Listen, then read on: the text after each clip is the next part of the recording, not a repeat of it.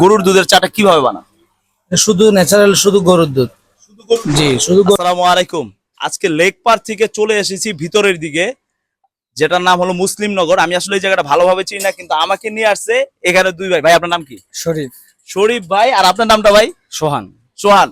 অপরিচিত দুই ভাই, ঠিক আছে, হঠাৎ করে আমাকে নিয়ে এসেছে। তারা এই মুসলিম নগরে, আপনারা কি মুসলিম নগরী থাকেন? না না না, আপনারা অন্য জায়গায় থাকেন? আমরা বারমাসিল থেকে। ফার্মেসি থাকেন।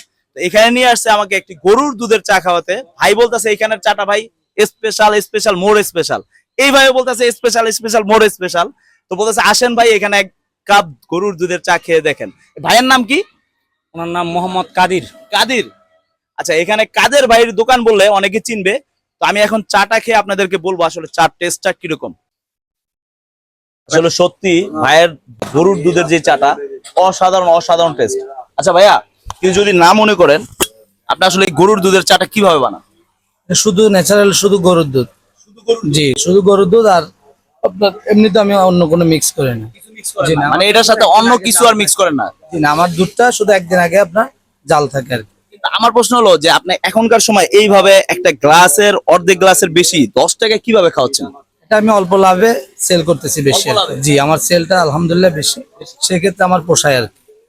তো আপনারা আসলে শুনতে পারলেন যে বর্তমান সময় 10 টাকায়, ঠিক দেখেন আমি এক চুমুক চা খাইছি, এতটুকু চা অরিজিনাল খাঁটি গরুর দুধের চা। আসলে আপনি যদি খান তখন আপনি বুঝতে পারবেন